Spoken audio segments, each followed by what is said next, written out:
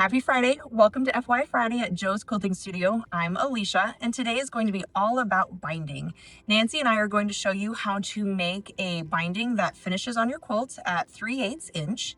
I'm going to walk you through how to make your binding. Nancy's going to show you how to sew it onto your quilt. And at the end, we'll show you our favorite hand stitches to finish off your quilt. First things first, you need to measure around your quilt for the perimeter. How I do it is I measure the length and the width, and then I add those together and times by 2. Easy peasy. After you figure out your perimeter, you need to divide that number by 40. We do 40 because the width of a standard bolt ranges from 40 to 45 inches, and that lets you know how many strips you need.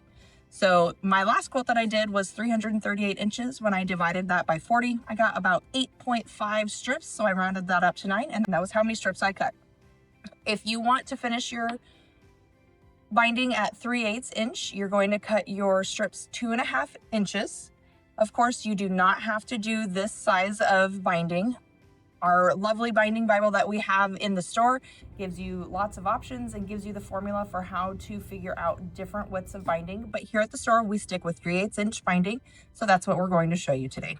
Okay, so to join your binding strips, I did 2 different colors on this just so you can really see the difference. I always lay the bottom binding strip right side up, and I usually have it facing to the left. Okay, so the extra is going to the right, this is facing to the left.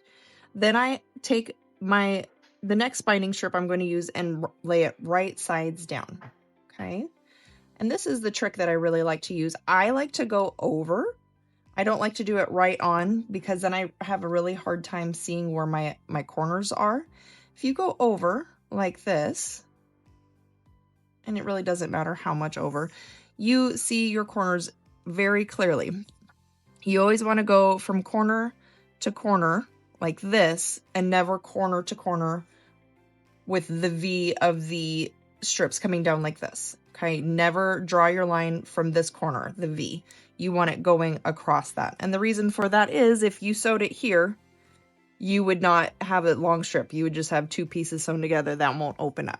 Okay, so I like to use a small ruler for this. And I get in that corner and that corner. And I take a pencil or marking pencil. This is my absolute favorite one. It has white, pink, and black in it. Today I'm using black, I think. Let's see if it shows up. Just like that. Okay, and then I am going to pin it. I pin it just so it doesn't lose its placement. Then we're going to go over to the machine and just follow the line from here to here. Okay, I'm just going to sew this really quickly. Easy peasy. Okay. Just like that. And as you can see, because I sewed it at that diagonal and not this diagonal, it will open up to your strip. So you will sew all of your strips together like that, and then you will come in and cut this. I usually like to trim it with a ruler. Joe likes to eyeball it. So let's just go ahead and eyeball it.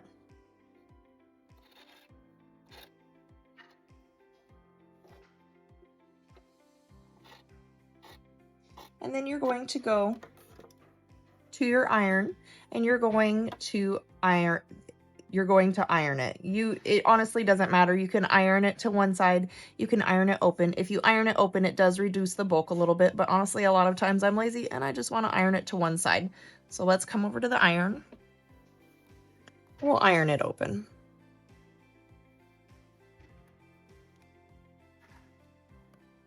You're going to sew all of your diagonals first, trim them all, and then come over to the iron and then iron them all at the same time.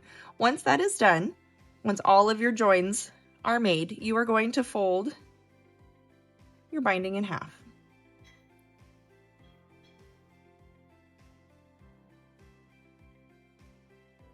So it's all ironed in half. And if you do my trick, you are going to be left with some dog ears. That is a-okay. Honestly, I usually trim them as I'm sewing on the binding, or sometimes I just leave them. But yeah, usually when I'm sewing on the binding, I just have a pair of scissors handy and I just clip those right off. Okay, so you can wrap it up, you can wad it up, whatever you like, and grab your quilt and meet us at the machine. So we're about to sew the binding onto the quilt. The binding measures 2.5 inches. We pressed it in half. Normally we sew the binding onto the front and wrap it to the back, but because of the way this binding is, it's got a flange, we're gonna sew it on the back. So I like to use this foot here. From the needle to the edge of the foot is 3/8 of an inch. And I find that if I put my binding, the raw edge is right there, and I stitch, that's a good seam allowance that'll allow me to wrap this nice and tightly around to the front, and my binding will be full of the fabric here. And I start about down in the bottom corner. I've got about 18 inches of binding. I'm going to leave a little tail there, unstitched.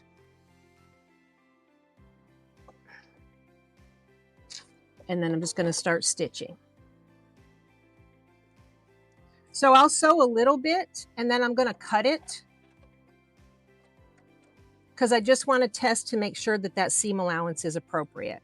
So I'm going to wrap it around to the front, and it does cover my stitch line, and that's a nice full binding right there. So I like that 3/8 of an inch. So I'm going to go ahead and continue sewing on the rest of my binding. As I approach my first corner, I'm going to slow down. I like to take my gauge and I measure 3/8 of an inch, and I just put a little mark there. I can mark it with a pencil. Sometimes I'll just kind of put a little pin in there, and I'm going to stitch to that mark right there.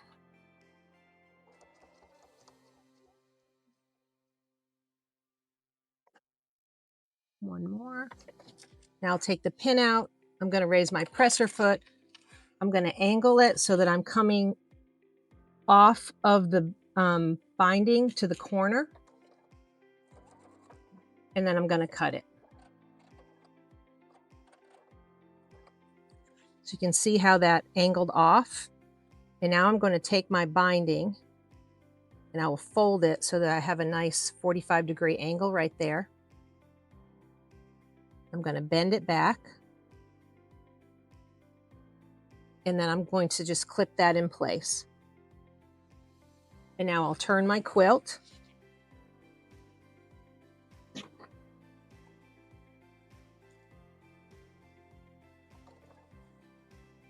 And I'll continue to sew.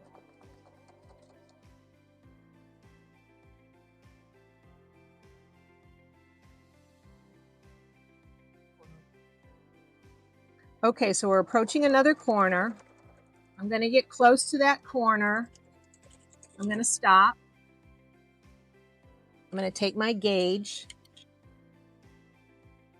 and I'll measure 3/8 of an inch from the end of the quilt, and then I'll mark it with either a pencil or I'll just put a little pin in there so I can see where I'm going to stop, and I'll stitch up to that pin.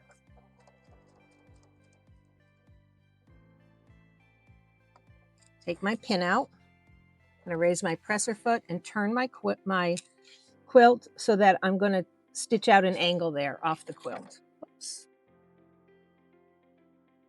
So when I'm going to stitch off at an angle, and then I will fold my binding up at a 45-degree angle, and I'll fold it over itself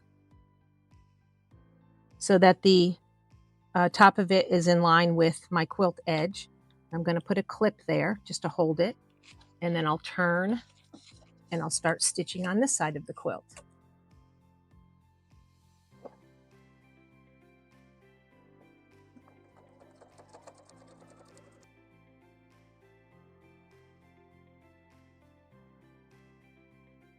So I'm approaching a corner. I'm going to slow down a little bit and then stop. And my needle is down when I stop. I'll take my gauge and I'll measure 3/8 of an inch from the end, the raw edge of my quilt. And then I'll mark it either with a pencil or I'll just put a pin there. And then I'll continue to stitch up to that pin, 3/8 of an inch. Take the pin out, and I'm going to angle, and I'm going to stitch off at an angle. And I'm going to cut my thread.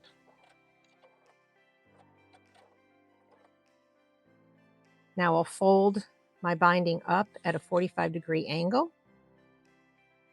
I'll fold it back down over itself. I want to make sure that my raw edges are lined up here and that I'm lined up here at the raw edges. And I'll put a pin there just to hold it in place.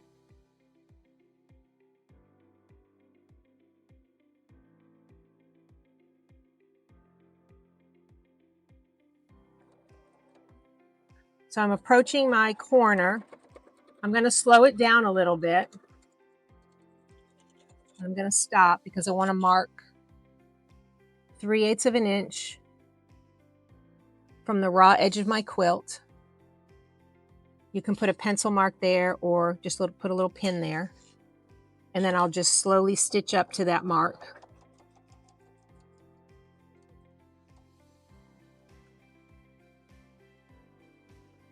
I have my needle down. I'm going to take that pin out. I'll raise up my foot, angle my quilt so I come off of the binding at an angle. And then I'll cut my thread.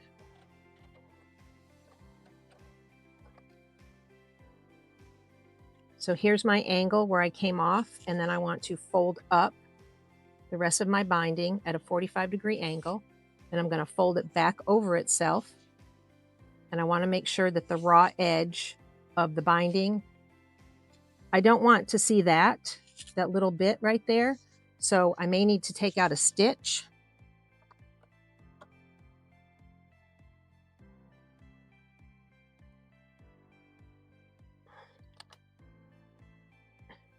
Now I can fold it up again, come back and fold it over. And I have it nice and flush. So I've got the folded part aligned with the raw edge on the top, and then I've got the raw edge of the binding with the raw edge of the quilt on the side. I'll clip that, I'll turn it, and I'll continue to sew it on at my 3/8 of an inch seam allowance.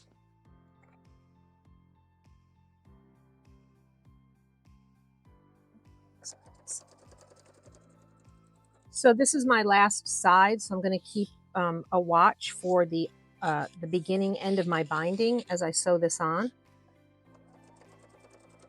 because I'll want to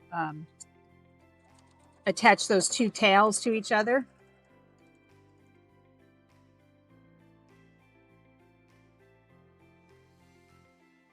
So I'm coming up on the beginning end of my binding, so I want to watch. I want to leave a gap. I'm just going to stitch a little bit more here.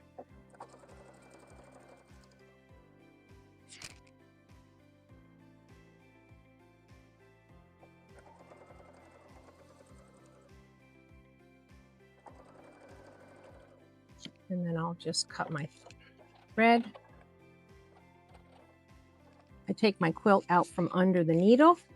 So now I have these two ends that I have to sew together. So I'll take this first end and I'll leave a little bit of the unstitched binding and I'll fold it over.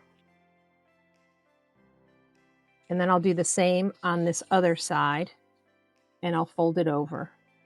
I'm going to cut this side here at the fold. And now the first videos that I've watched, the way I learned to do it was to take this, I would open up the binding I just cut out. I would lay it on my other piece of binding that was folded, and then I would trim it there. But I found that when I did that, if I had these two butt up against each other, that I would end up with a pucker in my binding. So I like to leave a little gap because this kind of stretches as you sew it. So I leave a little bit of a gap, and now I'll take my opened binding, so that's 2.5 inches. I'll lay one of the raw edges on the fold, and then on the other side, I'm going to cut. So here's my 2 tail pieces that I need to bind together. So I'm going to open this one on the right. I'll open the one on the left. I'm going to take the one on the left and I'm going to lay it on top of, so right sides together. The left goes on the right. And I want to make sure all the edges, so that the edges are meeting up on the side and on the bottom. And then I like to pin. So I'm going to put a pin in the top right side and in the bottom left side. And then I like to take a ruler. I need a pencil. There's not a pencil around here. Take my ruler and I'm going to, so this end over here, I'm going to start at that corner and I'm just going to draw a line from one corner to the other. And that's going to be my, I'm a little off here. Let me fix that. That's going to be my stitch line.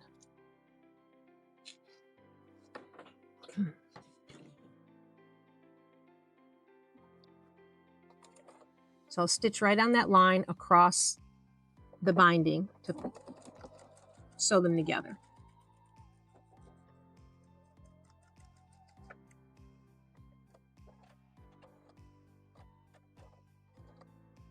I'll take out my pins. And then before I trim this tail off, I'm going to lay it down. I'm going to make sure that it's going to lay nice and flat. And that looks like it will. You know, you want to make sure it's not too tight or it's not too loose. So I feel like confident that that's going to lay fine. So I'm going to cut that. I'll leave about a 1/4 inch there. And then I'll put my quilt with the binding back under the needle. And I'll finish sewing that part on. And I like to hold it nice and snug. And then I'm coming up on my original stitch, so I'll stitch a little bit over that. And then I'll take a few stitches backwards. And that's how we sew a binding on at Joe's. Okay, so Alicia and I are going to show you how we hand stitch the binding. We've got the binding sewn onto the front of the quilt and it's wrapping to the back. We're going to show you how we stitch it. I do it differently than she does, so I'm going to start. The way I knot my thread is called a quilter's knot. I take my needle and I put my thread right there. I hold the needle and the end of the thread between these 2 fingers and I wrap, I wrap it 1, 2, 3 times and then I pinch that knot that I just made, hold my needle with my right hand and then just slide that knot down to the end. And then I've got my knot. So easiest way to knot. So when I start, I like to put a few clips. So I'm taking my binding and I'm making sure that the raw edges of the quilt are right there, that I don't have space between the raw edges of the quilt and my binding. And then I like to put a couple, a clip there, and I clip for a little ways. And also my binding covers the stitch from the back from where I sewed it on. So I like to have the binding towards me and the quilt away from me. And so I'm going to start just coming underneath here to hide my knot. And then I just take my needle underneath the binding a little bit. I come out right there at the fold, just a little bite. And I pull it. Oops, that one came right out. I go underneath the binding. I come out right there at the fold. And then I just continue to do that.